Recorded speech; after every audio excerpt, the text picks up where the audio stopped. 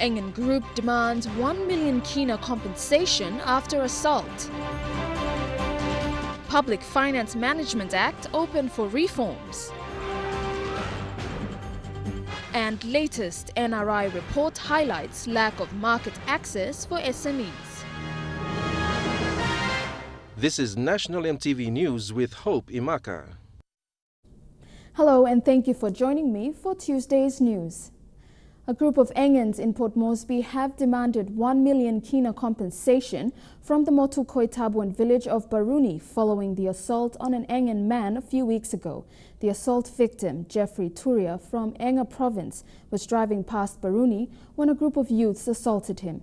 The Engan group, who claimed to be from the Itale clan, demanded the villagers give them 1 million kina cash today or 1 million kina worth of land. However, the villagers say they don't practice compensation payment and ask if they can solve it through the justice system. They have also surrendered to the police the youths who were involved in the incident. The Enga clan refused and demanded further compensation. These resulted in local Baroni villagers blocking off roads at the Baroni area this morning. The first consultation was 10,000 kina, and they've got into further medical attention, and they said the amount will increase. So the medical cost will be up to about another 100,000. So it's like 1.1 million. So I mean, this is unreal. I mean, no one in Papua New Guinea. I believe there's people out there who are more sensible in what they would be saying or what they would be doing with situations like this. And we believe it's been handed over to the police, and the law's actually taken care of it. The Talim tribe from Enga should refrain from what they're doing. I mean, get what they demand back, and then talk sense, have some sensible discussions, and then come back with a workable solution to it. Otherwise, this morning, police went to the scene to control the situation. A group of Criminal Investigation Division officers were also speaking with the victims' relatives to calm the situation. Meanwhile, the Baroni community made a stand that they will not easily give away their land. The roadblock will continue till tomorrow morning. So, yeah, we are in a situation, therefore, the roads will be blocked, and just for information, by this afternoon will be blocked off totally. The access road will only be the back road. We have sent a word out to the police commissioner and the METSO on our actions we actually will take, and they actually pay visits to the roadblock site. This is the first incident of 2016. The Baroni Road is the only access to the LNG plant, Fairfax Harbour, ExxonMobil, and many other big industrial companies. The roadblock has also affected the travelling public to work and school. Vasinata Yama, National EMTV News. The first major reform of Papua New Guinea's public financial management system is now open for public scrutiny. The general public has been invited to make contributions in the consultation process of the review of the Public Finance Management Act of 1995. Minister for Finance James Marape said the review is aimed at ensuring greater transparency and accountability, as well as being resilient to corruption and wastage. A media conference was held today at the Vulupindi House to announce that the consultation of the Public Finance Review was now open for 1 month to public scrutiny. Present were development partners, the Technical Working Group, and senior members of the Finance Department, including Secretary Dr. Ken Nangan. Last year, the government conducted a public financial management review that showed issues with the system, and this called for the public financial management system to be updated and modernized. Work on the review was launched in September 2015. Some of the agendas of the reform include realigning of the fiscal year, a clear distinction between the Finance Department and the Treasury Department, a distinction between public bodies and statutory bodies, and a more inclusive definition of public money and property, and ministerial powers. So the review in the legislation that is taking place will also ensure that there's a greater transparency in what the government is doing. In fact, the law, the format that we're putting now, before government takes every major expenditure law, the proposed policy must be gazetted so that the public knows what is coming. The European Union was the first development partner to respond to a request for technical assistance from the Department of Finance.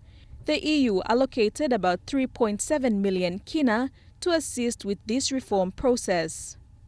Eventually, this successful completion of the reforms will really have a major impact, not only the government side, but also the donor side, and also at the end of the day, in the service delivery of Papua New Guinea, because accountability, transparency are essential conditions for development and growth.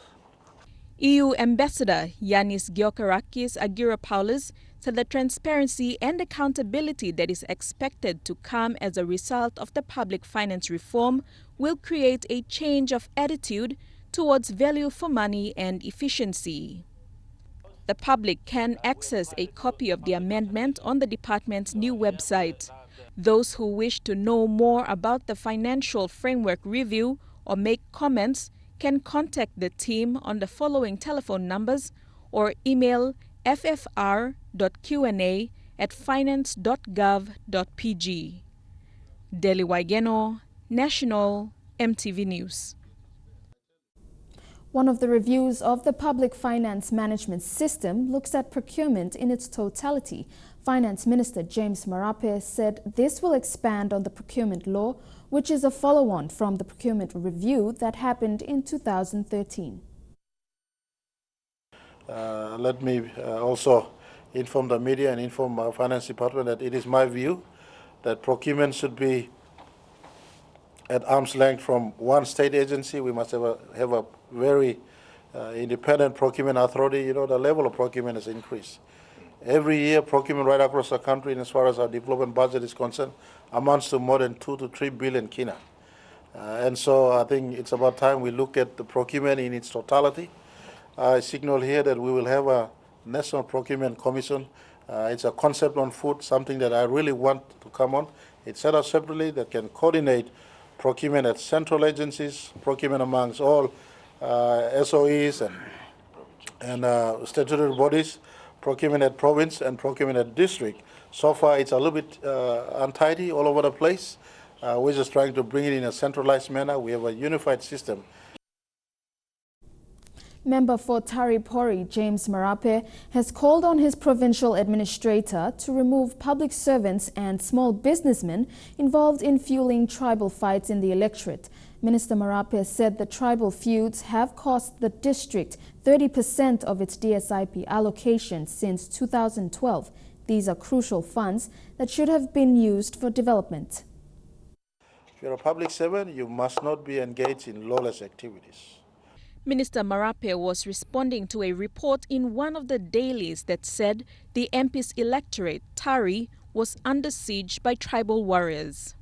The MP was disappointed about the report but acknowledged that there are tribal conflicts on the fringe of Tari town. Mr. Marape called on his provincial administrator to take a hands-on approach in dealing with those who support these tribal hostilities. I also encourage the provincial administrator to remove small businessmen who are part of our government programs, contractors or subcontractors, to remove small businessmen who are fueling or aiding or supporting tribal fights in the area. Minister Marape said 30% of his DSIP has been allocated to stopping these fights since 2012.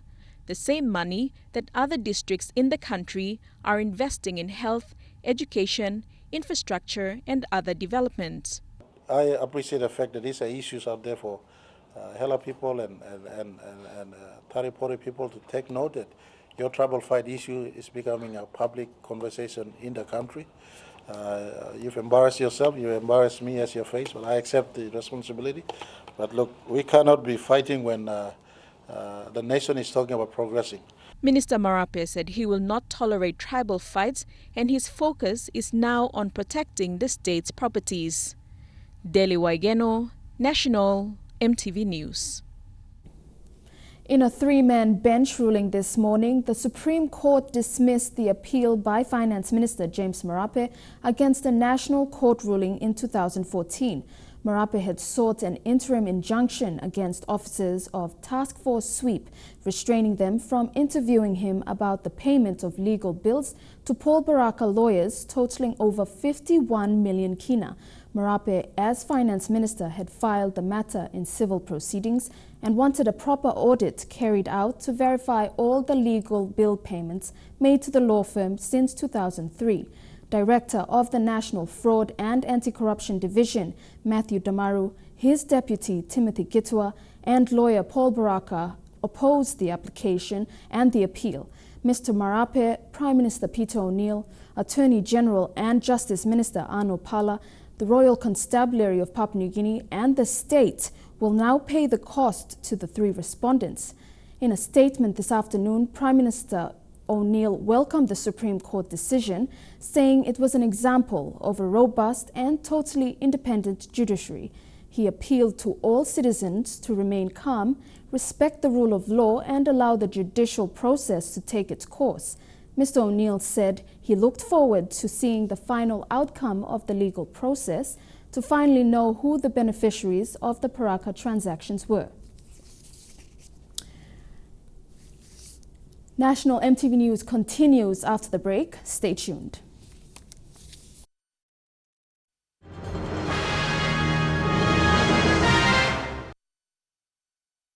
Welcome back to the news. The Supreme Court has ordered the confiscating of the passports of 8 Chinese nationals involved in selling counterfeit products. Justice Penwell Mogish granted this order today at the Waigani National Court in Port Moresby. Erica Rukma with this report. The National Court has ordered the confiscation of 8 Chinese national passports appearing for mention today at the Waigani National Court for selling counterfeit products. After cross-examining their passports, Justice Penwell Mogish identified that their names revealed by the arresting officer does not correspond to their names on the passports. In light to this, Justice Mogish confiscated the passports and told the police prosecutor to confirm their names with the arresting officer. He said most of the Chinese names begin with Q, X, Y, and Z and questioned how A. Emma Huawei Zhuang got an English name. The court further identifies that there are several other different names on the passport. The 8 Chinese nationals are owner of the Erimat group of stores located at Section 108 near Erimat suburb in Port Moresby. The 7 men and 1 woman were charged last month for labeling of counterfeit trademarks and selling of counterfeit products. They were out on 1,000 kina bail each. While granting the court orders, Justice Mogish also advised each of them to find 2 guarantors. In the event that they infringe these orders, the court will impose another fine of 1,000 kina or otherwise they will be imprisoned. The matter will return to court on the 2nd of May 2016. Eric Arupma, National EMTV News. The Waigani National Court has granted 1,000 kina bail for the juvenile who was allegedly involved in the Kokoda rape and assault incident. Justice Mogish ruled on the grounds that no primary police evidence was presented in court since the arrest in January. The 17-year-old was remanded at the Bomana prison since he was arrested in January.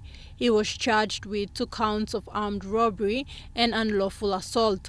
It was alleged that the defendant, together with another man, sexually assaulted and robbed over 6,000 kina from a European tourist and his American girlfriend in December last year. Both accused were flown into Port Moresby from Northern and were refused police bail. The defendant's submissions for bail were on the grounds that he was a juvenile and that he denied his involvement in the alleged offense.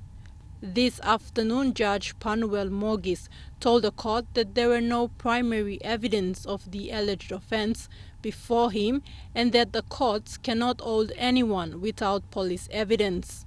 The court also heard that there were no cooperation between the police officer who arrested the juvenile and the lawyer representing the state. On these grounds, the bail was granted under the conditions that the defendant remain in the National Capital District until his case is over and that he should not interfere with any witnesses. Takla Gunga, National EMTV News. Judge Penuel Mogish has ordered the Bomana correctional officers to separate the 6 policemen who were implicated in an armed robbery incident in Port Moresby from other remandees. This follows a bail submission made this afternoon by a lawyer representing the 6 officers. The 6 defendants are members of the mobile squad and were accused to have committed armed robbery while conducting police duties.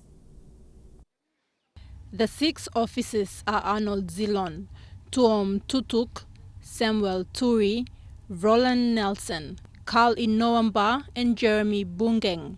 All are married with children and have over 10 years of experience in the police force.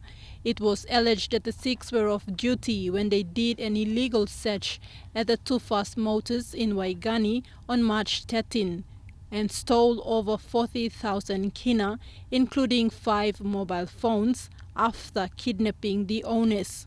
All 6 were arrested and charged on 11 counts of armed robbery, kidnapping and extortion. They were refused police bail because of the seriousness of the case and remanded at Bomana prison since their arrest last fortnight. This afternoon, their lawyer asked the court to grant them bail on the grounds that they were innocent until proven guilty, and because of their professions, they should not be kept with other common criminals as it poses a threat to them. Objections made by the state lawyer were based on the 6 not following proper police procedures when the alleged offense occurred and the seriousness of the case. However, Judge Mogis told a packed courtroom that there were no clear indications on whether the defendants were suspended or are still on payroll. He adjourned the bail application outcome to tomorrow morning and asked the 6 to be kept separated from the other remandees. Thakla Gunga, National EMTV News. In Leh, Provincial Education Advisor Keith Jiram has confirmed that Leh's Bugendi Secondary School will remain suspended until the next semester. He said this following a fight that broke out at the school last week, resulting in more than 1,600 students not attending classes for the 3 remaining weeks of its first semester. The Provincial Education Board is now calling on the school's administration to come forward with reports of the problem so a resolution can be found. Meanwhile, Principal of Bugendi Secondary, Tony Gao, says a meeting has been held with the school's governing council and reports should be submitted by tomorrow. Chairman of Morobe's provincial business arm, Chris Gaya, has raised concerns about new buildings being constructed on residential areas of Leh City. Gaya said buildings that are erected on residential zones are not safe. He questioned if the Provincial Physical Planning Board was aware of this new trend. Gaya pointed out that 2 buildings currently under construction in 2 different locations in the city questionable and asked why the buildings were allowed to be built on those locations. This is one of the buildings under construction at Salamanda, and this is another construction at admin compound. Both have been built on residential areas. Provincial Government Fiscal Planning Board, look to this or just go ahead and give him this talk right long erecting this building without noticing what is going on. At the corporation management, which owns the property at Salamander, says the building will be used to house staff or will be put on rent. They said most of their houses are built using steel to avoid fire, as Leh City is prone to fire in the last several years. On the other hand, the owner of the construction currently underway at admin compound is out of the country and is expected to return next Tuesday. A number of buildings constructed in the city are located in residential areas. He is calling on the Provincial Physical Planning Board to find out why commercial buildings are built on residential zones. Mata Luis, National EMTV News, Leh. And now to our finance news. The kina opened unchanged at $0.3205 US in the interbank market. At Bank South Pacific, your kina was buying $0.3130 US, $0.4087 Australian dollars, 1.2718 euro and 34.58 Japanese yen. Looking at commodity prices at New York close, gold closed higher while coffee, cocoa and copper closed the day lower. Crude oil and copper closed lower while palm oil closed the day unchanged. And on the stock market, the Dow Jones closed at 55.75 points lower, the ASX closed at 70.92 points lower, and the All Ordinaries closed at 69.66 points lower. You're with Tuesday's news. More local and overseas stories coming up next. Stay tuned.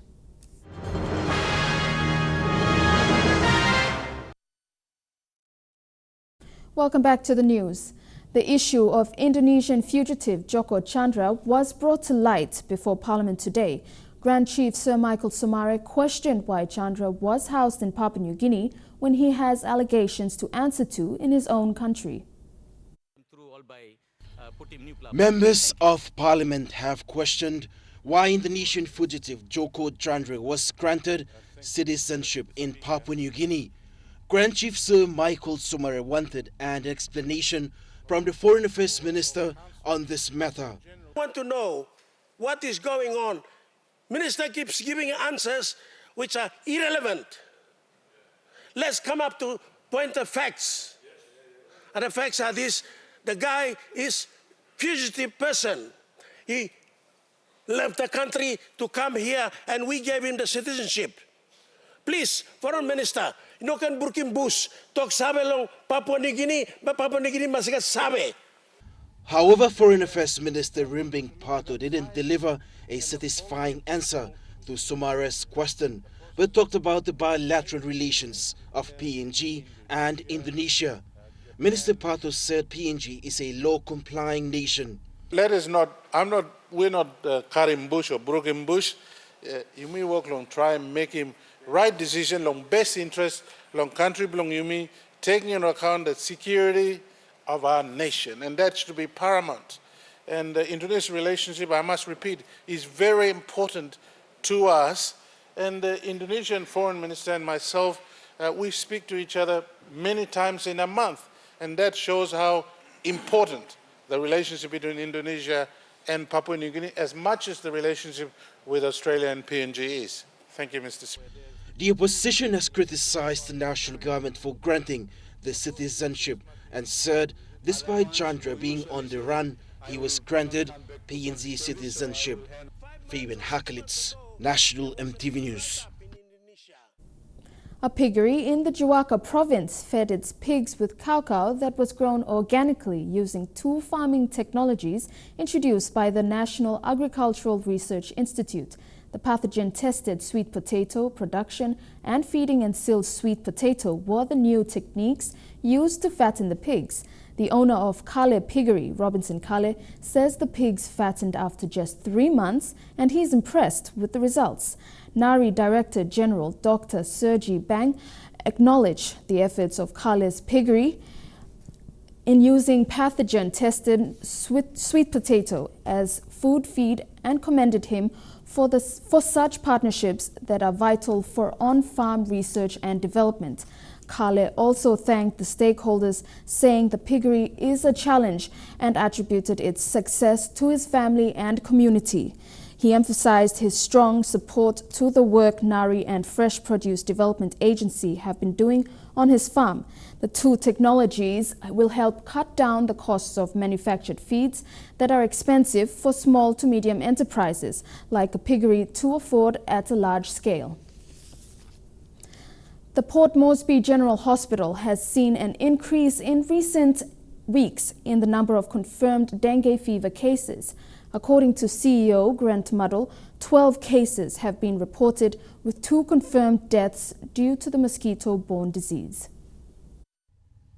Despite widespread concerns from residents of a potential outbreak, the CEO advised in a statement that people should not panic as the disease has been around for many years and the hospital is well equipped to manage the attending cases. Dengue fever is passed through mosquitoes who have bitten an infected person. However, should you recover from one form of the virus, you become immune to that virus but not to the other 3 dengue fever viruses. Symptoms may include high fever, headaches, joint pain, a wide rash, nausea and vomiting. A severe form of dengue fever, also called dengue hemorrhagic fever, can cause severe bleeding, a sudden drop in blood pressure and/or death. The risk of developing the dengue hemorrhagic fever increases if you're infected a second, third or fourth time. Madol, however, says prevention via repellents, nets and insecticides is the best method to ensure not contracting the disease. He says people should also note that it is caused by one of the 4 dengue viruses spread by mosquitoes that thrive in and near human activity. The mosquito is a daytime biter and the risk is greatest in urban areas like Port Moresby. People are advised to visit the nearest urban clinic if they experience the mentioned symptoms. Vanessa Knight, National EMTV News. Prime Minister Peter O'Neill says the national government will soon release funds to support the tuberculosis emergency response plan's implementation. Prime Minister Peter O'Neill says the Treasury will roll out funds once made available. The national government's campaign to combat TB in Papua New Guinea is becoming a struggle, with increased cases of multi-drug resistant being reported in Western Province and other hotspot provinces of Gulf and NCD. The agency of releasing funds to implement the emergency response plan has become a grave concern for the National Health Department. If you want to know, in Western Province, tuberculosis is a major public health issue with high numbers and high rates. In 2014, the case notification rate for TB was 800 per 100,000, and tuberculosis was the leading cause of hospital admissions and deaths. This is compounded by an outbreak of drug-resistant TB in South Fly District. The MDR, or multi-drug-resistant TB rate, is alarmingly high, as evidenced by increased case notification over the years. Prime Minister Peter O'Neill, in his response on questions raised by EMTV, why the national government hasn't released the 40 million kina for the TB emergency response plan on time. The Prime Minister said 8 million kina was already given and Treasury will release the rest of these funds soon. So we will certainly continue to release more funding from, of course, Treasury. Treasury is rolling out funds as much as they can as they receive the inflows of funds coming in. The Prime Minister said the national government is working with ExxonMobil to acquire some of its building facilities as part of the LNG disposal program.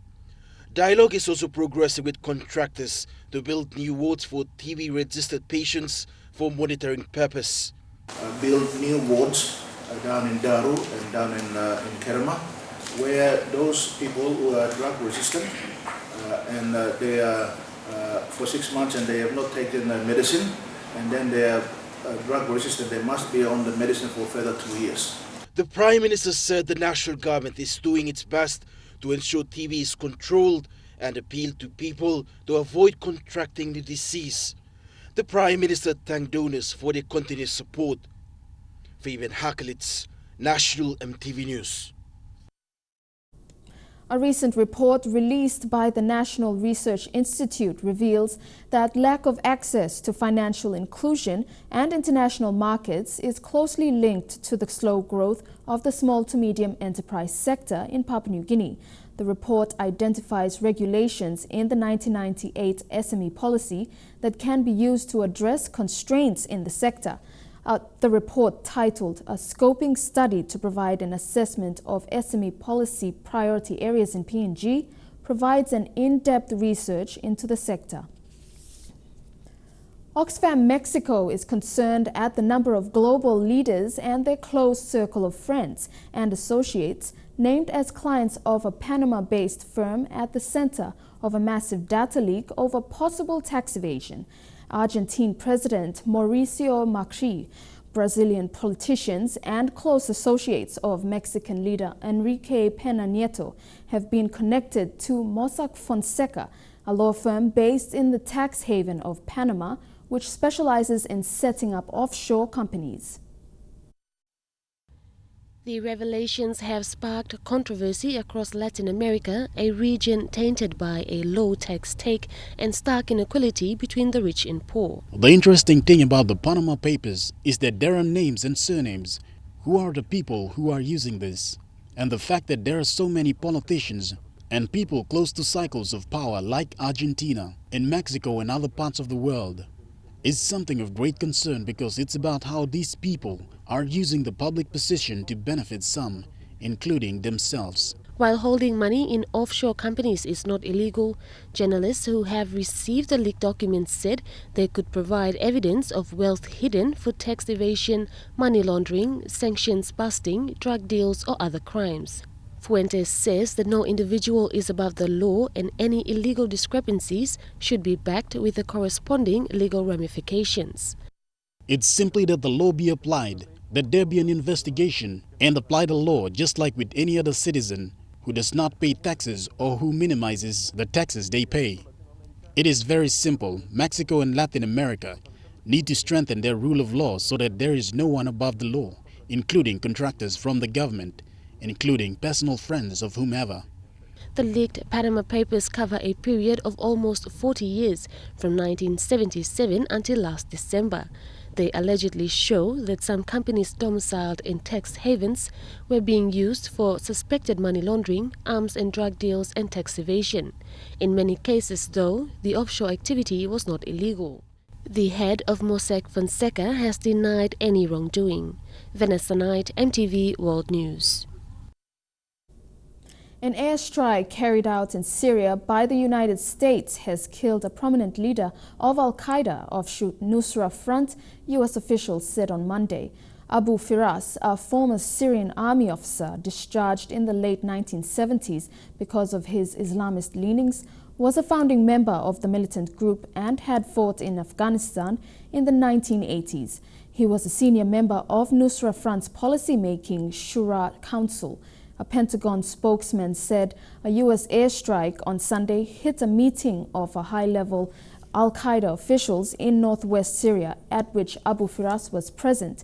The United States has targeted Nusra Front in the past, although the bulk of the U.S. military's firepower in Syria has been directed at the Islamic State, which occupies parts of Syria and Iraq.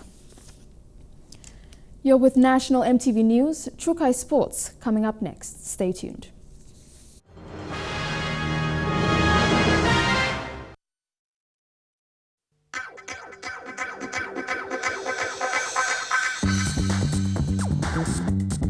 Trukai Sports.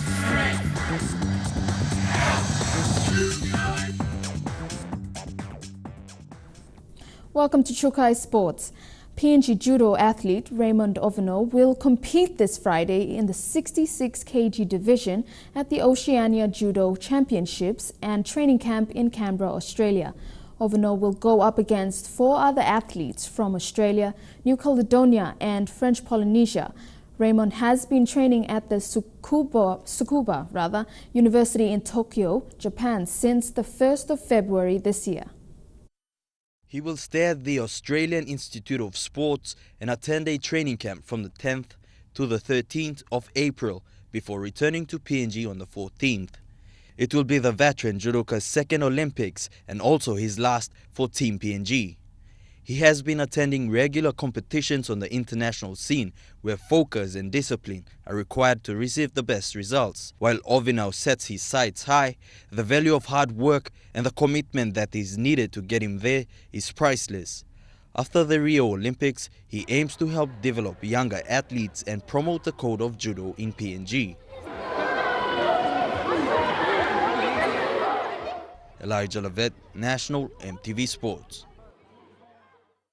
SP PNG Hunters coach Michael Marum has made 2 changes to his squad from last week to take on the Townsville Blackhawks in Port Moresby this Sunday.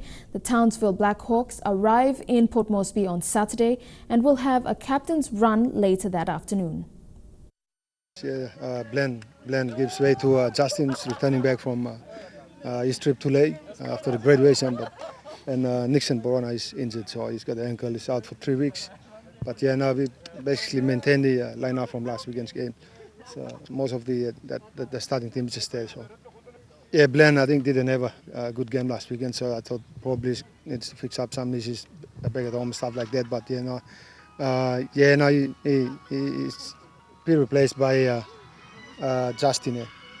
I know we concentrate on our normal game. We can't change what we do at training, so we just want to make sure we prepare well and just make sure we recover. All the boys are fit, ready to go Sunday. China's new ambassador to Vanuatu says China will help develop Vanuatu athletes ahead of next year's Pacific Mini Games. Lee Kwan vowed to help make arrangements to send Vanuatu's best athletes to China for training ahead of the Games. China is funding the construction of a new sports complex in Port Vila, which will host the bulk of competition at next year's Pacific Mini Games. PNG is expected to dominate, backing up from the 2015 Pacific Games in Port Moresby. Joe Carlos, CEO of the 2017 Mini Games in Vanuatu, confirmed earlier this year that the start date for the Games had been pushed back 3 months until December after Cyclone Pam caused major disruptions to the construction of venues. Trukai Sports continues after the break. Stay tuned.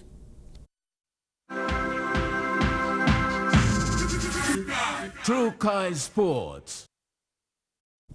Welcome back to Trukai Sports. After an injury-plagued campaign, Manu Samoa will be on full strength going in this weekend's Hong Kong Sevens.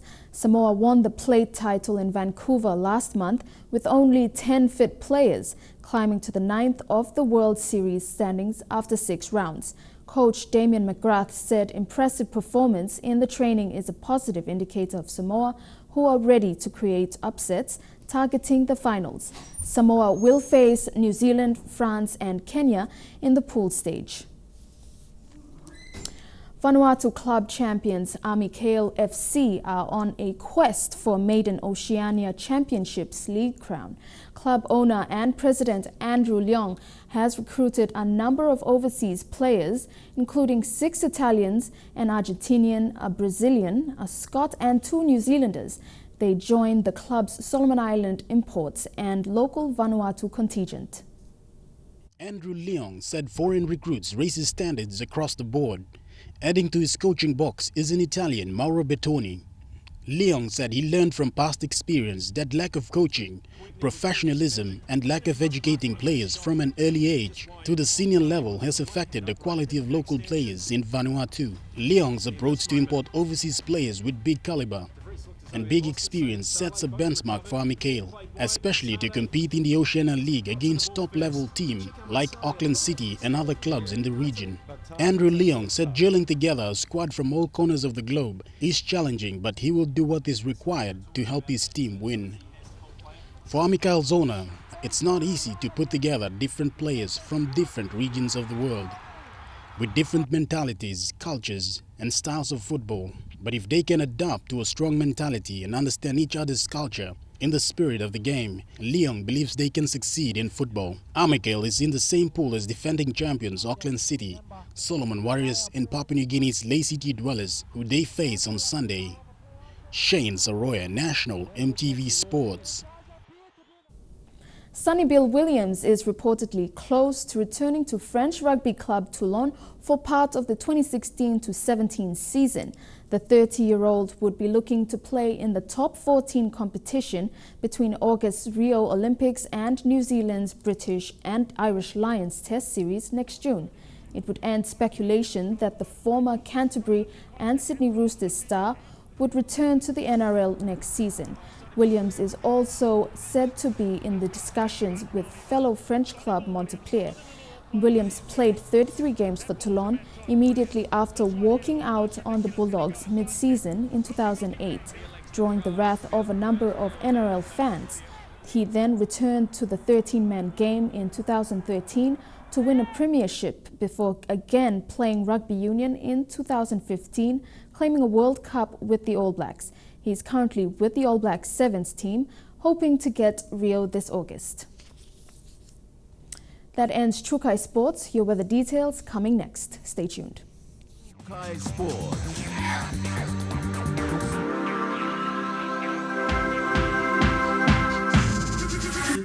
Trukai Sports.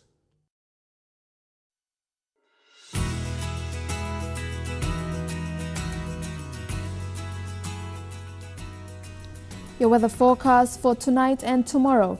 In the southern region, mostly fine for Port Moresby, a shower or two for Daru, Kerema and Alatau, and some showers for Popondetta.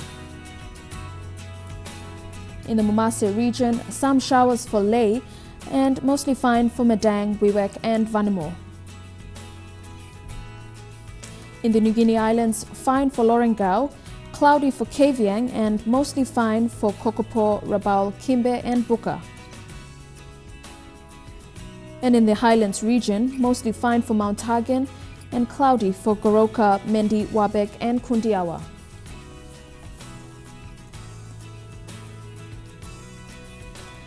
Forecast for small ships for the next 24 hours.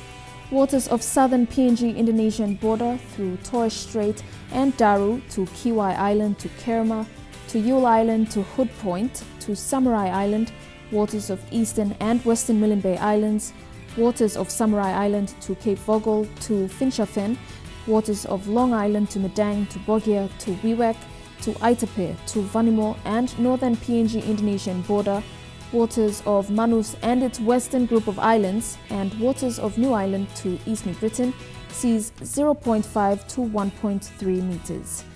Waters of Finchafen through Vietes Strait to Long Island, including CRC Islands, Dampier Strait, and waters of West New Britain and Bougainville, seas 0.5 to 1.5 meters.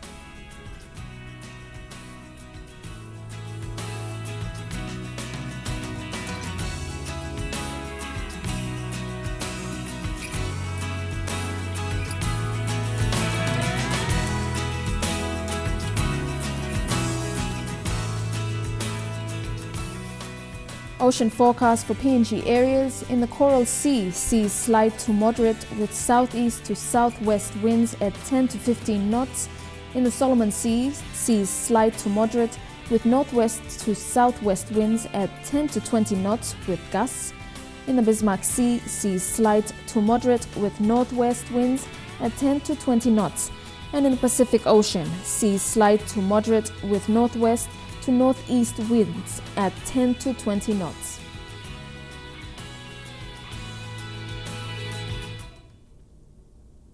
And now recapping our top stories for tonight. Engan Group demands 1 million kina compensation after assault. Public Finance Management Act open for reforms, and latest NRI report highlights lack of market access for SMEs. And that's the news, sports and weather for tonight, Tuesday, the 5th of April, 2016. On behalf of the entire news team, I'm Hope Emaka. Pleasant viewing. Good night.